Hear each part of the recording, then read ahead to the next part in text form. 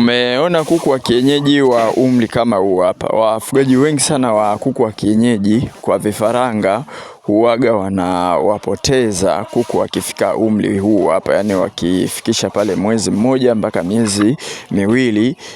Nimepata uzoefu huo kutoka kwenye kundi langu la WhatsApp. Watu wengi wanaofuga kuku hivi kuku vidogo vidogo hivi vya kienyeji kama hivi hapa unavyoviona hapo, hivi ndio huaga vinakufa kwa wingi sana.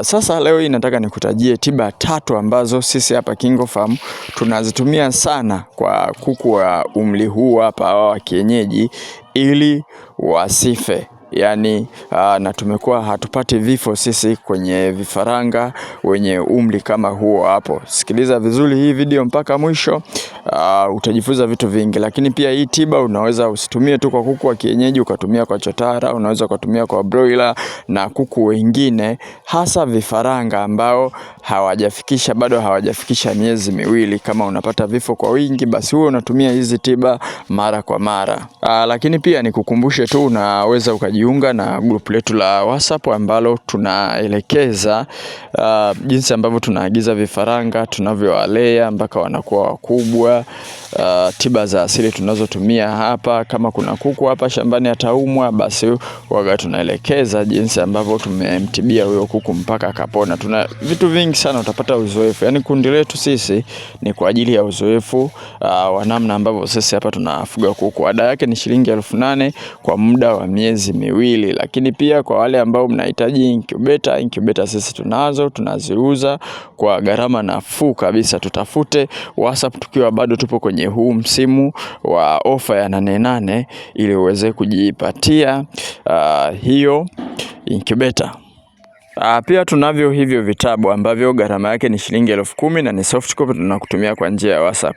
Hivi ni vitabu bora sana ambavyo natamani sana kila mfugaji angekuwa navyo, kwa sababu kinakuelekeza jinsi ya kuwalea kuku wako. Lakini pia ukifuata hizo mbinu utapunguza sana gharama za ufugaji, kwa sababu humo tumetumia sana tiba za asili ambazo sisi waga tunazitumia hapa shambani. Sasa kwa hawa kuku wa umri huu hapa, tiba ya kwanza kabisa sisi ambayo mara kwa mara waga tunaitumia ni haya majani ya aloe vera. Majani ya aloe vera ni muhimu sana kwa sababu ni kinga ya magonjwa mengi, lakini pia ni tiba ya magonjwa mengi sana. Kwa hiyo ukiona una vifaranga wale wa mwezi mmoja mpaka mwezi wa pili hapa, tumia sana haya majani ya aloe vera, na kipimo chake ni kwamba unachukua majani 3 ya aloe vera ya wastani, unaweka kwenye maji lita 10.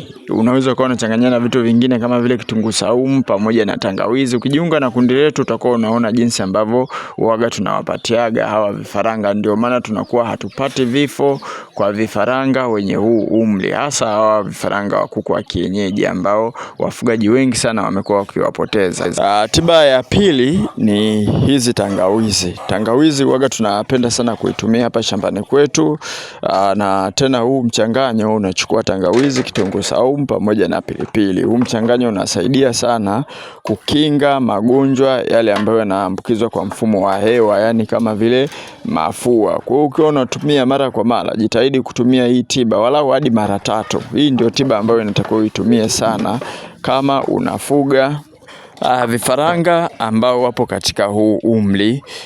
Hiyo tiba ni muhimu sana, na hapa nitakwenda kukutajia tiba ya mwisho ambayo sisi pia waga tunatumia sana kwa vifaranga wa huu umri. Na kabla sijakwambia hivyo, lakini kitu muhimu ambacho kinahitajika zaidi kwa hawa vifaranga, na nimeona wafugaji wengi wakipoteza vifaranga wenye huu umri, ni kwa sababu ya lishe duni. Yani mtu anawapa pumba vifaranga kama hawa. Vifaranga hawa ukiwapa pumba kavu kama hiyo ambayo unaiona hapo, sasa ukiwapatia hawa vifaranga pumba kama hiyo hapo, ujue kabisa watakosa afya bora na kinga.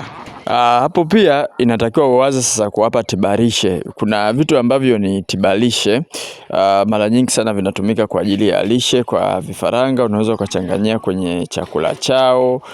Muhimu sana kuchanganya hivi vitu ambavyo nakutajia hapo, na sisi pia waga tunachanganyia. Kwa mfano unga wa mkaa kuna kiasi chake ambacho unakiweka, lakini pia kuna toto la ndizi lile pale, unaweza ukaliblend ukawawekea kwenye maji, au unaweza kukata vipande vidogo vidogo ukawachanganyia kwenye chakula ambacho unakuwa umeshachanganya vizuri sana. Na kushauri nunua kitabu cha ufugaji bora wa kuku wa kienyeji. Mle kuna kanuni nzuri sana ya kuwatengenezea chakula kuku kama hawa ambao wanakuwa.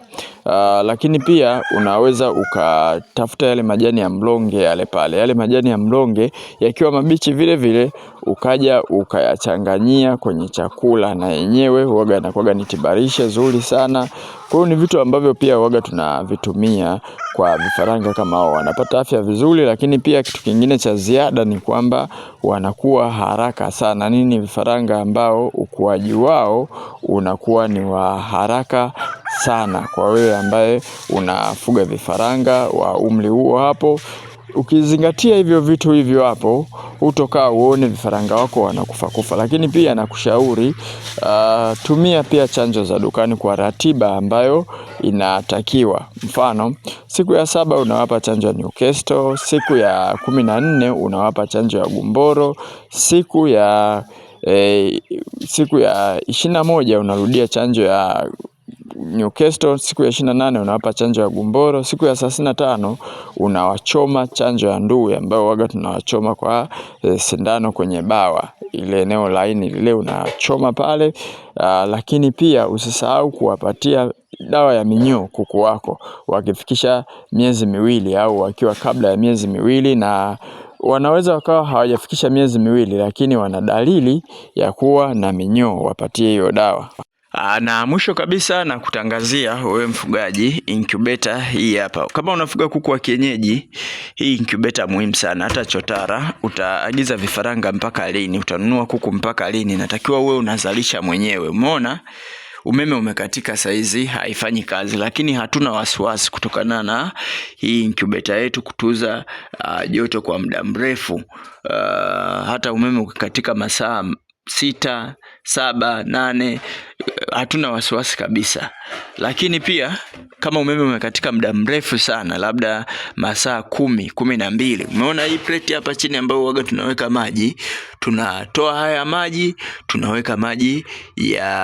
tunaweka maji ya vuguvugu. Tukiweka maji ya vuguvugu, hii incubator yetu inaendelea kufanya kazi vizuri sana. Na kama unavyoona, umeona ile tray karibia vifaranga wameangua mayai, karibia haya yote haya mayai wametoka vifaranga, na bado umeona kama ili hapa kuna kifaranga hapa na karibia kutoka.